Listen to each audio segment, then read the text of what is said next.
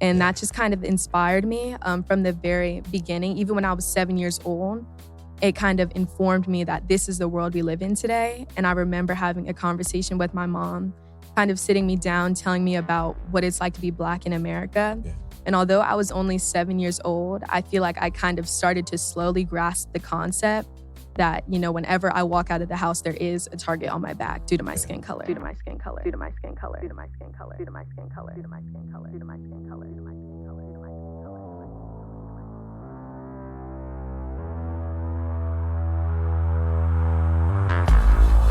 Welcome to Wow Black, a seriously opinionated podcast bringing you the real and raw on anything happening while Black.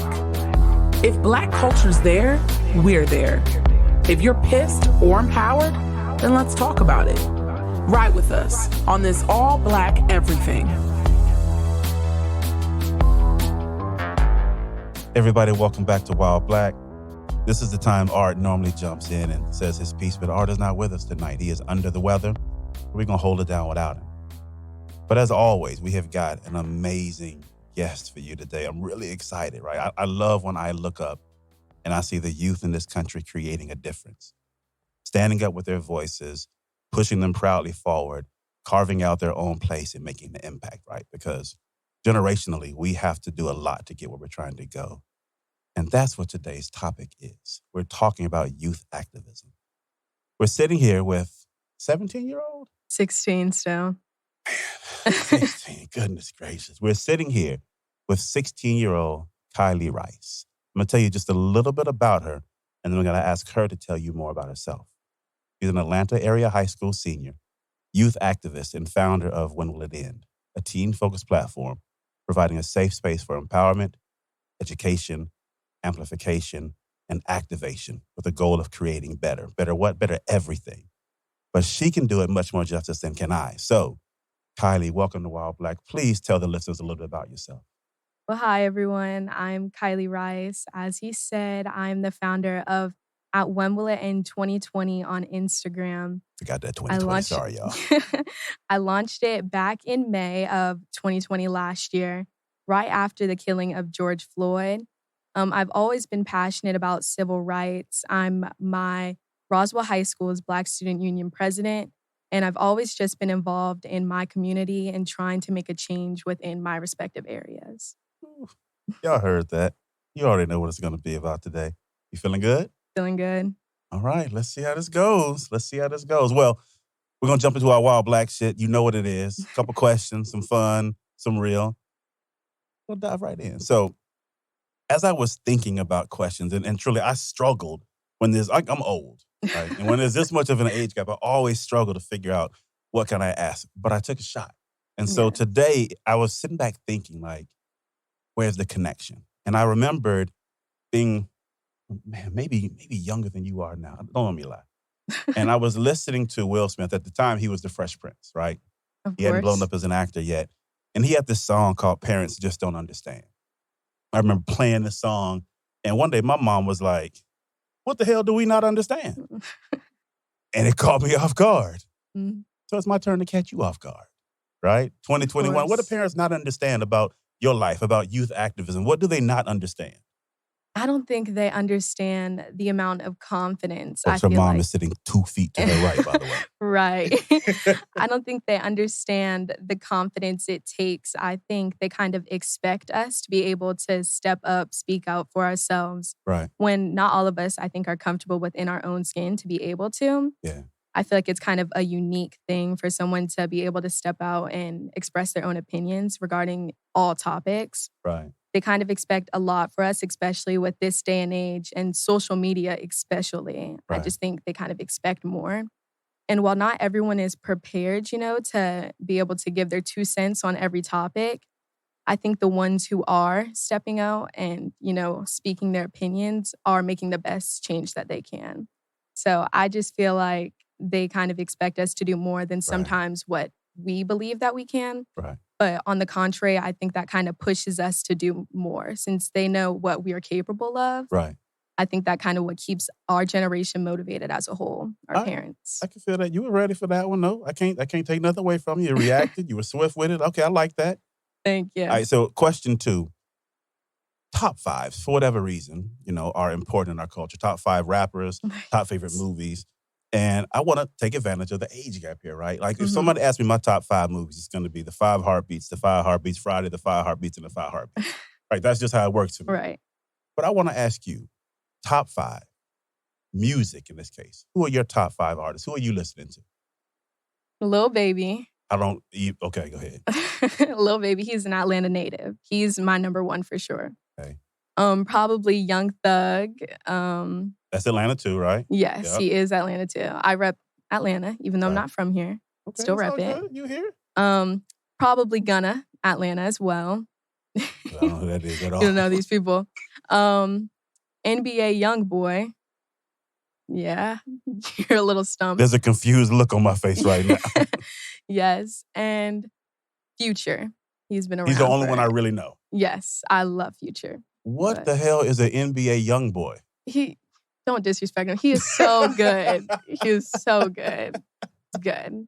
I mean, I'm typing it in. Hold on. NBA young boy. They don't really talk about a lot of meaningful stuff besides Lil Baby, I would say. He's the most impactful, especially with the Black Lives Matter movement. He was the first one out of all of those. I saw the George Floyd video he did. Yes, he was the first one to kind of use his platform for good. I feel like a lot of the rappers just kind of take advantage of it and not really give back to their communities. Yeah. But Lil Baby will forever rep Atlanta, give back to the kids, and always inspire us, I feel like. So that's why he's catchy ones. Like, my number 1. I don't own any. Is it Little Baby or Lil Baby? Lil, L-I-L. No, I don't own Lil any Baby. Lil Baby, but I do recognize them. Yes. The other ones, not so much. Completely lost. I can't even repeat them back to you now. It's okay. I put Except you on. NBA Youngboy, because I wrote them down. Like, I don't even understand that name. Yeah. But we'll get there. That's okay. All right. The third question, the signature question on Wild Black is always, always, always. What do you love most about life, Wild Black? I love the culture. I love the community feel. I love the fact that I can walk into a store, wave at another Black person. They'll smile and wave back at me. Yeah, we got a language. I feel like that is just a different type of connection that other races per se do not have. Yeah. And I think that just community experience and just rallying together as one always just kind of sparks to me. It speaks out to me. It kind of what makes me love being Black. No doubt there. All right, so we're going to move into the dope quote. Our dope quote is typically something historical from religion, philosophy, music, entertainment. Really doesn't matter. Mm-hmm. Most of the time from someone Black. But today's I thought was really, really, really powerful because it's highly relevant and it's from like 2 days ago. Oh. Right, so I'm going to read it to you and then I'd love to get your response. What brings to mind when you hear this quote? What do you think about? What do you feel? We will not march back to what was, but move forward to what shall be. A country that is bruised but whole, benevolent but bold, fierce and free. And that's from Amanda Gorman at the inauguration. So very, very relevant, even though you're probably hearing this in March. We are recording this in January. What are your thoughts when you hear that? Well, just coming from Amanda, I would say it's inspiring. Right. I think her being the youngest person to speak at the inauguration is just very inspiring to our generation, especially because she's an African-American young girl or woman since she is 22. Right. I feel like it kind of paints a new face on our generation. It kind of proves how much we can do. Right. And it's just very inspiring to hear that another little Black girl is taking steps forward to change the country, change the narrative, and make people hear what she has to say. I think a lot of times people doubt us, girls, and especially with our skin color, it's kind of like 2 strikes against us. Yeah. And to hear her just step up there and deliver her truth, I would call it, is just inspiring. I think she is completely correct, especially because our new president and everything that's going on, hopefully this is a better 4 years than what we previously experienced. Amen. But I think it's just inspiring overall, just to know that we are making change. We shall overcome, and our future will be brighter than what it is now. Had you heard of her before the inauguration? I have not. I felt bad. Like, how did I miss this? Like, she's speaking this well, having this much impact with these type of words. Like, how do I not know who she is? And I pride myself on like being informed. I was like, definitely got to do that. Yeah, and there's a lot of other girls who are like her that are undiscovered, but who have just as strong as a voice as her. So Yeah. it's all about the platform you're given and taken advantage of. And I feel like she was given a great opportunity and is representing Black girls so well across the country. 100. You ready to jump into this main interview portion? Yes. All right. So we want to get to know you, and we want to better understand your motivations, your dreams, why you do what it is that you do, Yes. and even how you got here, right? Like what pushes you. So the very first thing that I want to ask you to really connect you with the audience is, of all these hashtag murders that we've seen happen across the last umpteen years, right? Which one impacted you the most and why? I believe the one that kind of impacted me and started my whole drive was Trayvon Martin. And that was Wow. back in 2012. So I was about 7 years old when I first learned about it. And he kind of resonated with me because of his age. When Trayvon was shot, he was 17 years old. So he was me now. And for those who do not know Trayvon Martin, Trayvon was the boy who was walking to the corner store. He got some Skittles and I think watermelon Arizona, and was walking back, and there was a neighborhood watchman. His name was George Zimmerman. He reported Trayvon, said he looked suspicious, but we all know what that means. Mm-hmm. Reported him to the cops. Trayvon and George Zimmerman got into an altercation and ended up killing Trayvon. And while Zimmerman did go to trial for it, then he was acquitted. And I just learned recently that now he is signing Skittle packages and selling them for good portions of money. Yeah. So that just kind of shows the He was judicial signing crime scene system photos too. we live in today. And that just kind of inspired me from the very beginning. Even when I was 7 years old, it kind of informed me that this is the world we live in today. And I remember having a conversation with my mom, kind of sitting me down, telling me about what it's like to be Black in America. Yeah. And although I was only 7 years old, I feel like I kind of started to slowly grasp the concept that, you know, whenever I walk out of the house, there is a target on my back due to my skin color. And I feel like that was just kind of the turning point and the first time that I heard about just Black killings, you know? Right. And although you hear about it in history, I feel like it's kind of different to live it in present day and learn that another teen like you is just being killed because of their skin color. I feel like that truly just opens your eyes to the world you live in. I agree with that. I'm going to go off script real quickly. You said something that made me think, and I wanted to dig into this just a little bit. You talked about being 7 and having that conversation with your parents. What do you remember about that conversation? And what is your suggestion to parents now who are having to have that conversation tonight or tomorrow? I just pray for the parents who have to have it because that's always a very tough conversation. I remember a lot of tears, and I remember that conversation transitioning into the being Black while being pulled over. It transformed into that conversation about 10 and 2, hands on the steering wheel, no sudden movements, always ask if you can have permission to do anything. Yeah. And that's always a tough conversation as well. So I believe all of these conversations need to happen, though. You cannot ignore them. And especially for the biracial kids, I feel like it's kind of hardest for them since sometimes they want to avoid that kind of side of them. And I feel like for any person with any type of melanin toned skin, you have to have that conversation because you are treated differently, despite if you want to or not. You're treated differently in this world. But I just pray for the parents who have to have it because I know it was tough for my mom and my dad, and I'm going to have to give it to my kids one day. Do you remember the emotions you felt when you had that conversation? I was saddened and I was shocked. I was saddened because this is America that we live in. And that's kind of when I realized I need to do something about the state that we're living in because this cannot go on forever. We cannot just be pulled over and shot for what we look like. Yeah. I think it was just sad, and I was shocked too that this is actually happening. You know, I kind of thought this was gone with the abolishment of slavery, you know, but this will kind of haunt us and forever follow us just with the institution of America, I feel like. What does activism mean to you?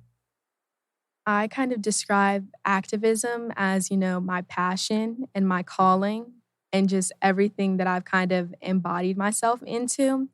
ever since the launch of my platform, I feel like I've been just completely involved in the movement, just not only Black Lives Matter, but just advancing Black people as a whole. And I just feel like people kind of have a misinterpretation on what activism is. They kind of think that they need to be doing what we're doing, having Right. these conversations, speaking, hosting protests. But I just like to debunk that theory always, because you can be an activist sitting from your room. Yeah. Like, you do not have to speak out in front of 1,000 people to be considered an activist. I feel like they kind of compare themselves to, the giants, the John Lewises, the Martin Luther Kings, just the notable civil rights figures. And although they did spark a lot of change and they kind of were the catalyst for this entire movement, you can just be as a contribution to this movement as they were, especially with today's day and age with social media. I feel like that's what kind of urged me a little more, since if I can post this, I can post something about Black Lives Matter and kind of educating my community. So I feel like it's kind of my role now, especially because I'm older and I've lived through the experiences. Right. It's my job to kind of educate the people around me and just inform them of my situations, as well as kind of give them ideas on how to step into the future better. Activism often has an origin story. You talked about Trayvon Martin already, and if it's the same, it's all good. I get it. But is there a point that you can remember where you woke up or you went to bed, or maybe you found yourself in an emotional moment and you were like, you know what? That's it. Like, I have got to step up. I have got to open my mouth. I've got to share my thoughts. I've got to connect people. What was the moment for you where you decided you were going to step into this world and activate? My moment was after George Floyd's killing. Everyone saw it broadcasted, all on the news, all on social media. That video was everywhere. I'm sure everyone has seen it.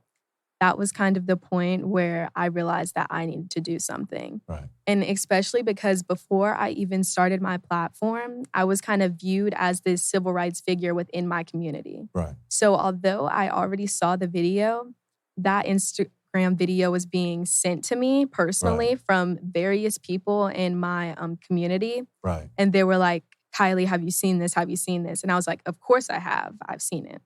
And rather than just writing a response, which was what my entire generation was doing, and I am so proud of my generation for kind of stepping up at that moment.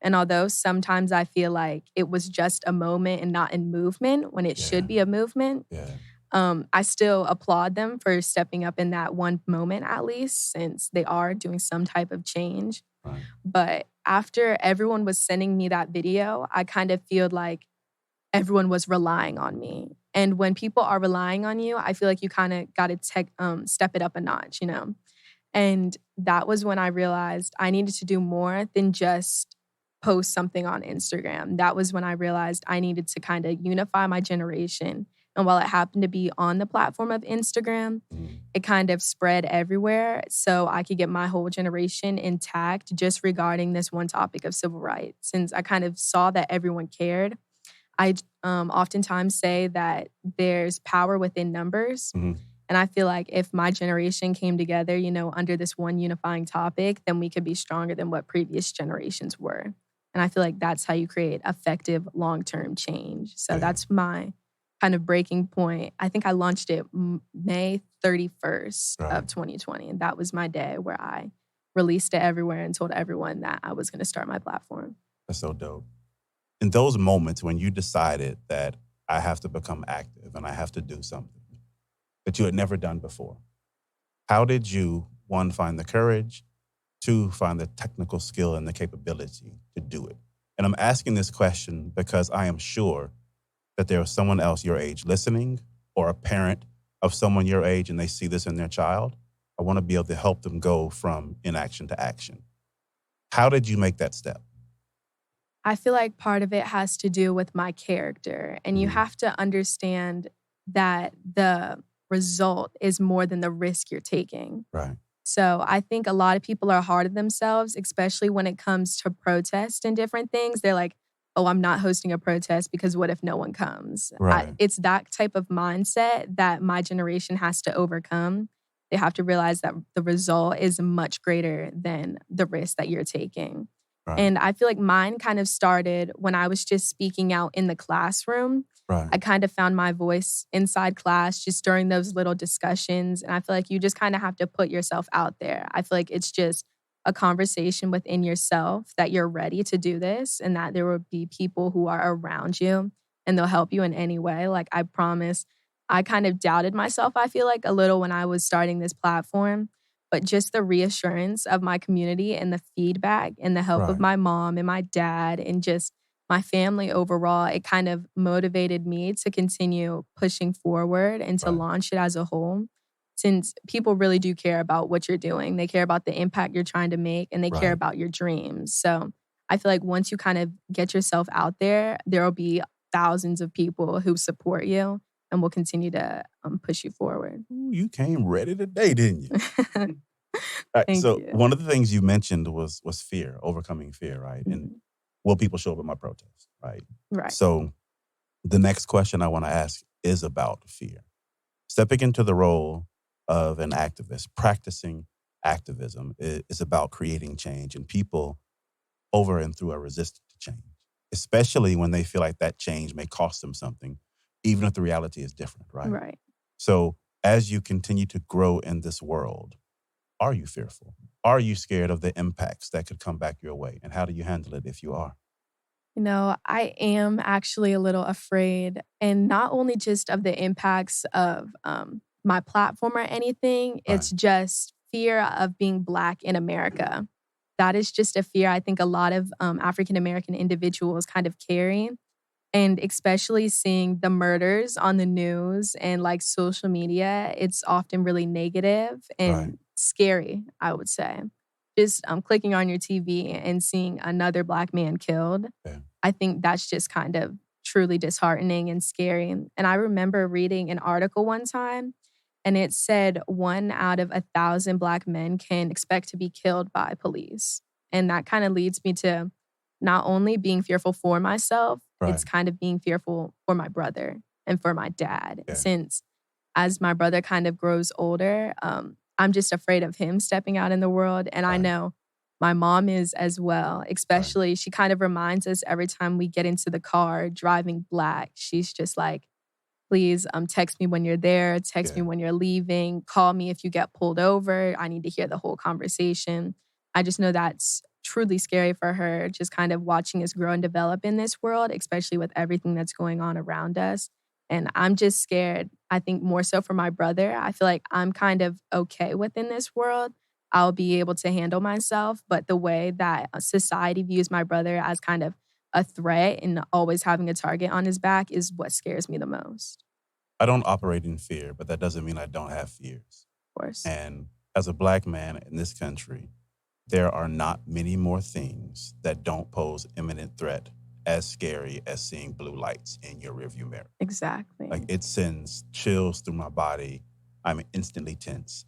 And I can't even count how many thoughts go through my head, whether I'm alone, whether I'm with someone. Lord, don't let me be with my children, right? Exactly. It's a crazy feeling. As we talk about fear, overcoming fear, the work that you're doing in activism, right?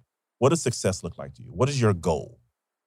Well, my goal, I would say, is just living in an equal world without racism. Right. And although I feel like that goal will never truly happen, Right. I feel like we can strive to get as close as possible to the goal. And that's what kind of just keeps me going, since I have that drive to kind of make the world a better place. That's just what kind of influences me. And I just feel like that's what the perfect utopia would be. Everyone getting treated the same. And especially, you know, as I said before, with the Trayvon Martin, George Zimmerman getting acquitted. And it's just the difference within the judicial chambers and the sentences that Black men receive, all African Americans actually, versus a Caucasian is just blasphemy. Like, I just can't believe some of those things. And that's what I'm kind of advocating for. And I hope with our new elected officials and everything that there will be equality within the judicial chamber, because that is where equality is supposed to happen the most. Although if it's not going to happen in society, it should at least happen through the government, I would believe. Yeah. So My goal is probably a little unrealistic, but that's what I'm going to always strive for. And that's my goal of a perfect world. You know, something like hearing you talk and even saying that your goal might be a little unrealistic. I think there's such a power and a beauty in that, unrealistic or not, right? Because the flip side is, at 45 years old, I'm jaded as hell. I'm at the point where sometimes I'll walk around and I am angry while I'm smiling. Sometimes I'll walk around and I'm like, you know what? Give me, Mom. These motherfuckers is never going to change. Right? That's what pops into my head. I think about how the government has been established, how the country's been run, how it's been built. Exactly. And I recognize in all of that pain, frustration, and anger that I feel, we need your unrealistic goals. Right? We need you and people just like you to come back and fight for the things that we should have been fighting for much longer ago. Exactly. When I was 17, I should have been fighting, but I didn't know I needed to fight, right? And that's not a reflection on my parents or on myself. I think it's much more a reflection of the time. Society. And I'm grateful that you are unrealistic, right? Like, please continue to be so. Thank you. I firmly believe that the impossible is possible when we make it so, right? And I think that's what you all have. That's just magic of your generation, right? So we talk about this unrealistic goal, right? Mm-hmm. But what do you think are the real roadblocks that are stopping you from achieving what you're going towards and holding us back, forcing us into these conversations? What do we need to get out of our way? Let me start off from the opposite side. I think it's the teachings of racism. When children are born, they see no color, and it happens through family. It happens through the conversations within the household that are then transmitted out into the real world. And then they start to see other kids, and that's kind of when tension builds up. It starts young, and it starts when they are taught, because no one is just born racist. Let's just say it how it is. Right. No one is truly born like that. It just happens from the family, and it stems from the parents, I would say. So I think the largest roadblock would be just starting to dismantle that whole mindset and mind frame within the family household of just teaching the difference in color. And I think from our side, a lot of African Americans and Caucasians as well, I think people kind of are very closed-minded. They don't want to hear the other story. They don't want to understand the other point of view. And that's what kind of leads us into these conversations that we're having today. And they do not want to get uncomfortable. To get uncomfortable, that's how you create change. Yeah. Conversations like this need to happen. And I remember a lot of those conversations within my prominently white school. Right. I just had a lot of those. A lot of people were often looking at me when I would kind of voice my opinion, and I'd be like, okay, I heard yours for 45 minutes. Now open up and listen to my story. Yeah. And I feel like that's what's kind of needed to booster some change up into this world, since a lot of people kind of only hear their one-sided story and don't pay attention to the other side. I think that's what needs to happen. I think more uncomfortable situations need to come about.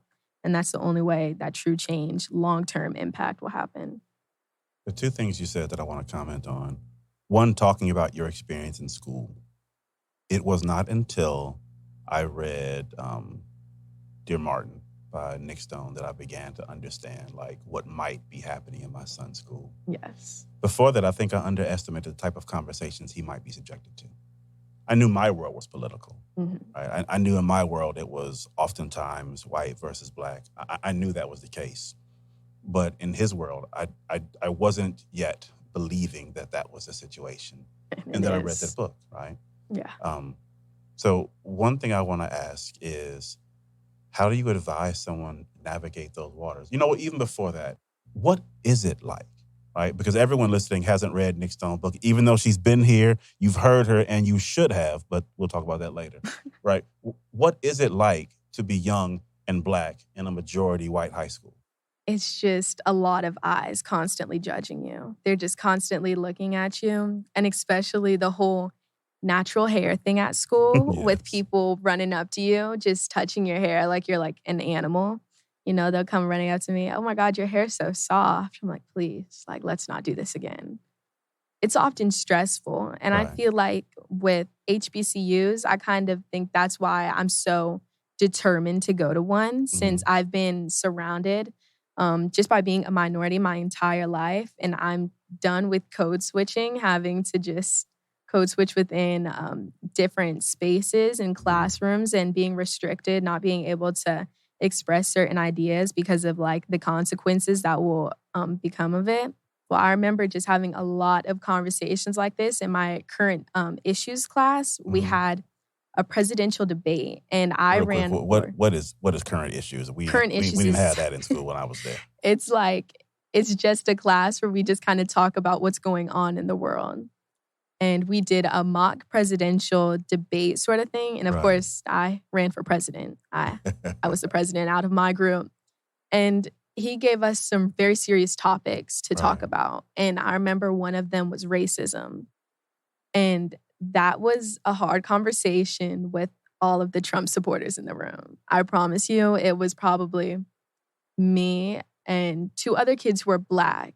And then probably about, I want to say 7 of us were Democratic. And they were, of course, of the other race. But that was a really tough conversation. I was responded with a lot of hate, I would say. When I tried to, once again, express my side of the story, they were shooting me down. And I was kind of telling them about what it's like to live Black in America. And I was telling them about the talk that we have to have at the kitchen table about being pulled over. And I'm just like, y'all will never experience what it is like to get pulled over as a Black person in America. Although y'all might face a few troubles here and there with the law or something, y'all will never understand what my entire race has to go through. And I was responded with, well, it's not as bad as the 1900s. And I'm like, well, thank God. I mean, I don't want to live through Jim Crow. And they just were kind of comparing it to the olden days. And I was like, okay, but now we're in the future. Y'all like to talk about how that's in the past. That's in the past.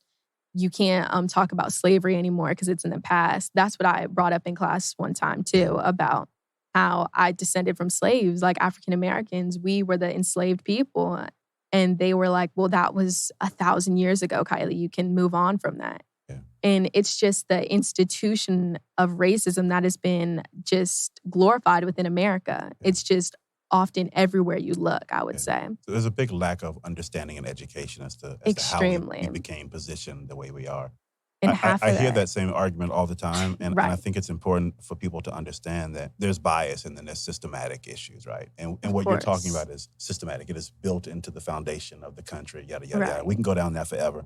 But the reason I wanted you to kind of highlight that is, for the parents listening, for those of you all who have not thought to have these conversations with your children, if they're 7th, 8th, 10th, 12th, I encourage you to ask questions, because these conversations are being had around them. And at times they're being facilitated by the school themselves, right? You heard Kylie's example with the race assignment in class. So make sure you're digging in with your own children to understand their perspective and to make sure that you're helping to guide them the right way. Because if you're not guiding them, someone is. And when you don't know, you give up that power, and you also provide impact to their future that you can't control. So the next thing I want to talk about is, you also mentioned in racism at home, the impact that a parent may have on a child negatively, right? Let's flip it. I want to talk about the role that a parent has in creating a child interested in change, activism, betterment. What do you think the parent's role is there? I think the biggest role is acting as a cheerleader. I remember just my mom, kind of when I was expressing my doubts to her, just with the launch of my own platform, she was like, we will rally behind you no matter what. And I feel like that's the best thing that a parent can do, just is offer support, offer guidance, just kind of be their best friend. I think during this time, it's very challenging. And I feel like a lot of people don't understand not only the physical challenges, but the mental challenges this brings, especially along with the hate. I think a parent's best role is just to encourage their child to keep speaking up and just to keep trying to make an impact in the world. I feel like that's just the best option and like the only kind of thing that they can do. Since this is a journey that you kind of have to embark on your own, they just have to watch from the sidelines and kind of pump you up for it. Do you welcome their help when you ask for it? Yes. I think I ask my mom all the time, especially when I do my own interviews with other people. I'm always like, Mom, how does this sound? Do you like this question? Do you think I'm kind of grasping at a topic here? And I think that's what is one of the best things I think my mom kind of does for me, Right. especially with just kind of offering her support everywhere. Like even back during the protest, I used to protest during the summer, I think like every 2 weeks or something on the corner of Crabapple in front of a CVS. And my mom was like, oh, let me buy you a megaphone. Oh, let me Go ahead, go. mama. I see you. Oh, You let ain't me buy me go no get you megaphone. posters and different things. So I think that just contribution kind of helps me and Right. keeps me going, especially if I know that she thinks that I can do it, then of course I can do it then. So while we're talking about adults, I think it's important to talk about them from all sides. And I don't know if you've heard this or not yet, but I'm sure you will at some point, and I'm sure it's already been said. There's someone out there who says, you know what? She's 16. What the hell does she know? Right. Why is she talking? Where is Tamika Mallory? Where is whoever else, right? Yeah. When that comes up, if it's come up, how do you handle that you're just a kid, step aside type of attitude? Rather than going back and forth with them, I often... We ain't got time to go back and forth with you people. Right. I often just prove them wrong. Yeah. I often think that actions speak louder than words. And rather than sitting down, telling them about all my accolades, telling them that I'm on the National Honor Society or been on honor roll or just all of my Go different flex on them, things. man. Go ahead. Just instead of saying all of that, I'd rather just stand up there and kind of deliver my truth. And I feel like that was one of the things that happened during my speech at the Georgia Capitol. Right. Although everyone externally was like, okay, I think internally a few of the adults were kind of doubting me, especially because at the Capitol, I think it was only adults out there. So to Right. see a little girl walk on stage and say, hey, can I have a turn to speak? I think that kind of doubted a few people. And although they didn't come directly to me, Yeah. I think that was kind of what was in the back of a few people's minds there. And after I delivered that speech and after the crowd cheered for me and everything, they were like, oh my God, you're so amazing. That's kind of what I try to aim for every time. Right. Rather than telling them about me and telling them about what I do, I'd rather just stand up there, tell them my story, tell them my beliefs, kind of describe how articulate I am and how intelligent I am, and then let them make their own assumptions based on what I have given for them. That's how I kind of handle it. I'm a student of Petty LaBelle and Old Petty Knight. I love to point out to people when they have claimed that maybe it's a flaw, right? But I love to like very gently be like, hey, you see how you was wrong with that? I used to keep a list of, as I build things, I keep lists of the people who said, you can't do that, you shouldn't do that, there's no way it's going to work. I literally keep a list of those people. And anytime I get the opportunity to, I'm like, you still on this? Did you see what I did last week? Yeah. I think my favorite thing is when they come back around and there's too much ego for them to say I was wrong, I'm sorry, but they do come in like, hey, you did good. Yeah. Can I get with you real quick? Yeah. Can you tell me how you... But I do help them. Yeah. Right. And of course. For me, that's the biggest pleasure. It's like, now you see what I was talking about then. Exactly. And as frustrated as I was at you for saying no, it also motivated me personally. So haters got to roll too. Yeah. Absolutely. They do. All right. So we kind of talked about your age and your generation, but I don't know how you all do it. I don't know why. I don't know where it comes from, but I'm so happy it's here. You all have like this no fear, I'm not taking any type of shit, get it done attitude. And we saw that so obviously across 2020, right? Yes, we did. The way the Tulsa Trump rally got hijacked through TikTok. The way That's folks so funny. were, Yeah. that was amazing. Yeah. The way folks were in the street, not for the normal week or 2 weeks, but for months. Yeah. Across the country, across the globe, right? It was not people who are 45 who did that. We participated, but that overall was led by a much, much younger demographic. What is it about you all? Like, where does that come from? Why do you all operate that way? Like, I want to know because I want to spread it. Like, how does that become contagious? I feel like, first off, it's mainly our generation. I feel like our generation is kind of just... You're not going to give me none, huh? United. I think it's just kind of our age group type of thing. We're just extremely united. And I think it has to do with the setting that we're in now. Just due to the different age gaps, we grew up in different eras, I would say. And with this era, we are very big on social media. On the whole TikTok thing that blew up because of social media. It went viral. So I think social media plays a very large part in it.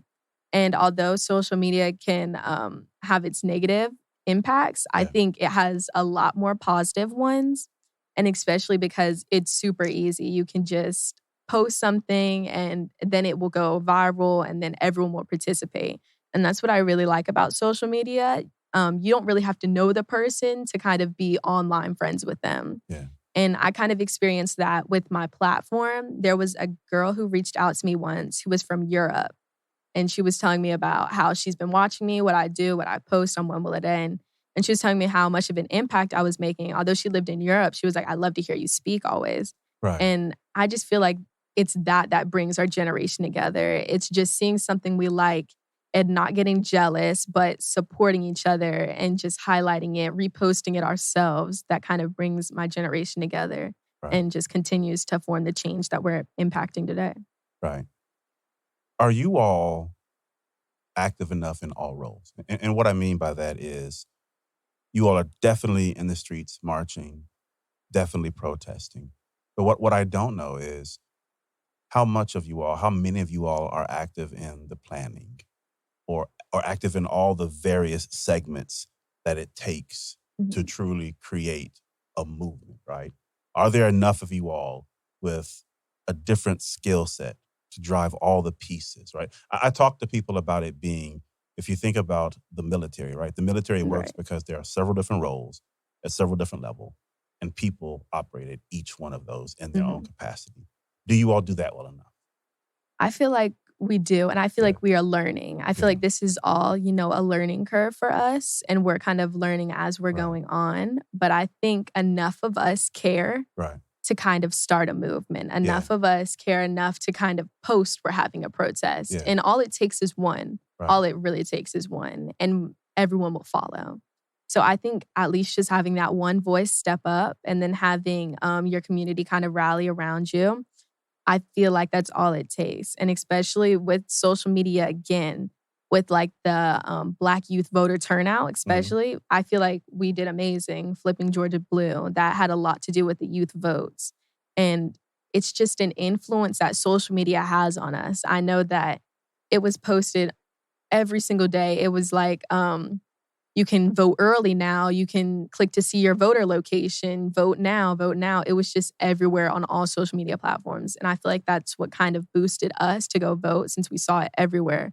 In those ads with the runoff, we saw it everywhere, all on YouTube, all on TV.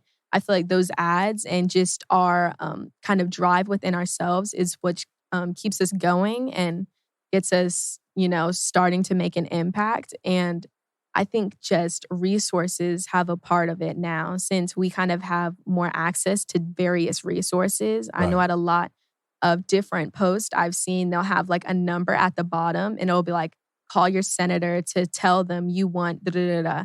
And it will kind of spell out exactly. It will spell out exactly what you're supposed to say, who you're supposed to call, what you'd like to demand for. And I feel like that's what kind of keeps us going. Although if we're not doing it within ourselves, we're seeing it, which then causes us to do it. Although it might not be our own idea, I think that's a good portion of it as well. But I think truly we are making an impact and we have everyone in a different skill set that will continue to push us forward. Listeners, I hope you're really paying attention, right? Kylie's 16 years old. She's already talked about Democratic versus Republican. She's talked about the impact and the power of the vote, and she can't even vote, right? So if you are listening and you didn't vote, stop listening. Like, I don't want you here, just to be very honest. Secondly, if you did vote, go tell the people around you that they should be voting. She's 16, cannot vote, and is helping to drive the vote. Like, what is your excuse? What is your problem? What is holding you down from where you are? You don't have one. Don't even try to tell me. You don't have one. So what advice do you have for people who feel the tug in their heart to go out here and create this change right now? What would you tell them to do? Better yet, sometimes it just takes that one step, right? Just to get enough forward momentum, or maybe a big head that leans forward, but to get enough forward momentum to start moving. What's the one thing that you suggest people do to start? I think The one thing that I would say is repost. I think that's the easiest thing, and I think that's very effective because I think networking plays a huge role in that. As I stated, I didn't know I was reaching people in Europe. I think just social media has a large portion of that that's Yeah. kind of making that effective. And for the people who are, I want to say, scared to kind of stand up, use their voice, although you shouldn't be scared, and I highly suggest you to use your voice, Right. you can always just post something on Instagram. I think that is what kind of started me in the beginning. And people kind of noticed, they're like, oh, you're posting a lot about civil rights. Although you haven't made any posts yet, I'm seeing you kind of just repost what other people are saying. And I think that's the easiest step and that's most effective, just depending on the situation you're in. Yeah. But I feel like as you get more comfortable, you should kind of push yourself to do more. Don't get complacent and just thinking that posting is enough.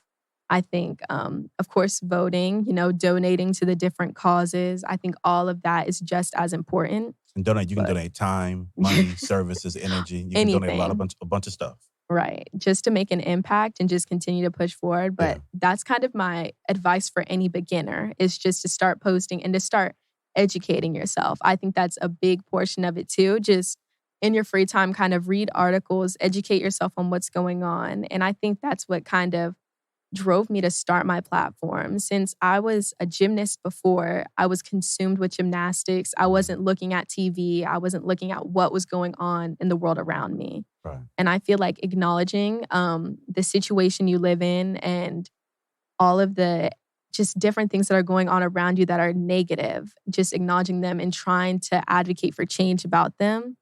That's just the first step. I think just realizing that there is an issue at hand and maybe identifying a solution for it. But I think that first thing of just seeing there's a problem is most definitely the most important. And then maybe reposting, as I said. But that's I love what that got you me. brought up social, right? Because going back to their roles everywhere. And when you really think about fighting racism, activism, like there's an ecosystem at play. Right. When you turn on your television and you see CNN talking about things that are happening, when you look out your front door and you see marches going down your street, you begin to get an understanding of what's happening. And then when you turn on your social media feed and you see people who are connected to you spreading the same message. Like it's marketing. It's coming at you from multiple angles. It's a repetitive message. And it's important. It's really, really, really important. I got a couple more questions for you. The first one is, let's talk about Kylie when she's 50. Right? You have a few more wrinkles, right? A couple kids. Maybe you're jaded by this time too, looking at the younger generation, thanking them for not being. Right. But when you're sitting in your 50-year-old self and you're reflecting on the impact that you've had across your lifetime, what do you hope your legacy is? What do you hope people think of or say when they think about you and your work? I just hope my legacy was just creating some sort of impact. It does not need to be a whole bunch. I just hope that I was known for some sort of little impact at least. Just knowing that you changed one life or saved one life. It doesn't need to be 1,000. Just knowing that you saved or helped one person just would be the legacy that I continue to strive for and that I hope that I will be known for.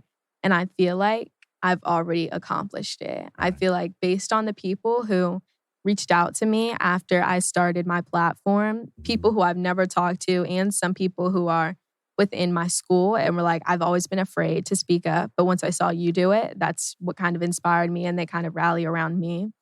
I feel like that kind of set me up to what I want my legacy to look like, what I want my future to look like. And although I want to be involved in civil rights forever, I just hope during my younger years, the years that I'm living now, I was kind of known for stepping out of the comfort zone and just being the one person at least who is trying to make an impact regardless of the situation I'm in or the situation that other people are in right now.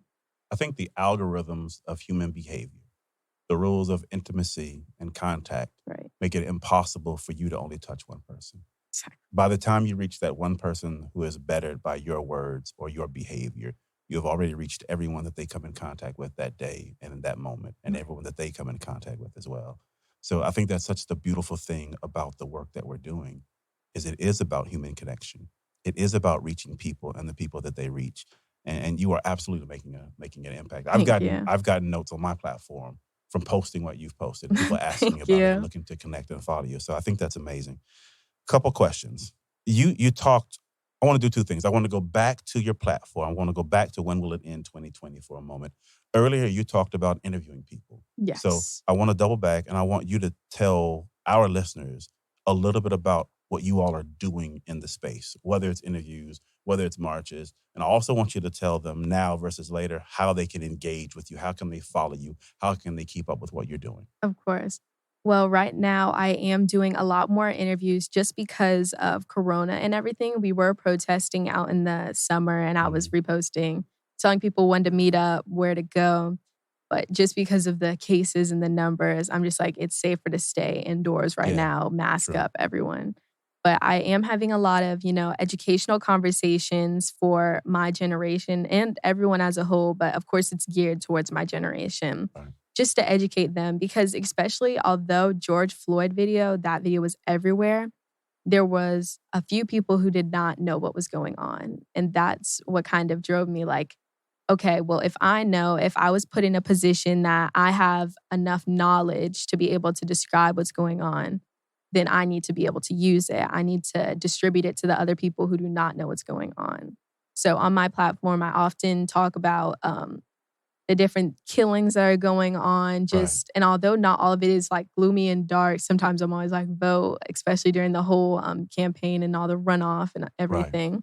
I just make a lot of posts, I think, that are heartfelt, that are educational mainly, and that express my point of view. Very biased posts, but I often kind of educate my audience through my lens, through my work, through my vision, I would say. And I think the best way to kind of continue following what I do would just be to follow at When Will It End on 2020. So I think that's the best way. Do you have any political aspirations? Not really political. I don't really want to get into politics, although I'm kind of already there. I don't want to, get into the mess of it. But I do have aspirations of becoming a civil rights attorney. That is my end goal. And I want to start my own law firm, take on cases in less fortunate communities pro bono. That's my ultimate goal, just to help give back to the community, that kind of raised me, and just help the people who can't fight for themselves. That's what I often say. So those are my goals, not really into the big politics, but just kind of making an impact in my community wherever I live. Love it. I ask this question of a lot of guests. Imagine that you had the megaphone your mom bought you, right? Right. And in this case, that megaphone was so well constructed that it reached the ear of every person under the age of 25. Every person, regardless of sex, race, anything. Mm-hmm. And you had 60 seconds to deliver your message. No one can turn you off. No one can mute you. They can't drown you out. They have to listen to your voice and your voice alone for 60 seconds. You don't have to fill the whole 60. What would you tell them? I would say be the change you want to see in the world. Ooh, she was ready for it. Yeah, that's what I say. It was best stated by Mahatma Gandhi. And I just kind of think that quote is what everyone needs to live by. I love it. Be the change you want to see in the world. I love it. Of course. Kylie, that's it. Thank you so much. That's a wrap. Ain't nothing else. I'll ask you to close out by telling everyone how to track you, how to find you, where to get you on Instagram or Facebook. Do you do Facebook? No, just Instagram, but my Instagram. I'm definitely old. Telling your age. Right, absolutely. But my Instagram is at When Will It End 2020. And you can follow me and turn on my post notifications, whatever you want to do. But you'll get notified when I go live, when I speak to different individuals. That's just the best way, I think, to get impacted and get involved through me. Right. Cool. Thank you. That's it. Listen, Wild Black, I hope you feel outperformed, right? Because like she came in here, it's obvious of her passions. Her abilities are obvious. Her impact is also obvious. I want you to feel outshined, and I want you to take that as a challenge to go do more and go do better. And if you're shining bright, I take that as a challenge to shine brighter. Right. Because there's no way around how much you are needed, how much we are needed, how much she is needed. And if we all do truly want to see a world that fits us, that respects us, a world in which there is equality and equity, and a world in which our children and our children's children can operate carefree and fearless. The work has to be done now. And the work has been in tow for who knows how long, really.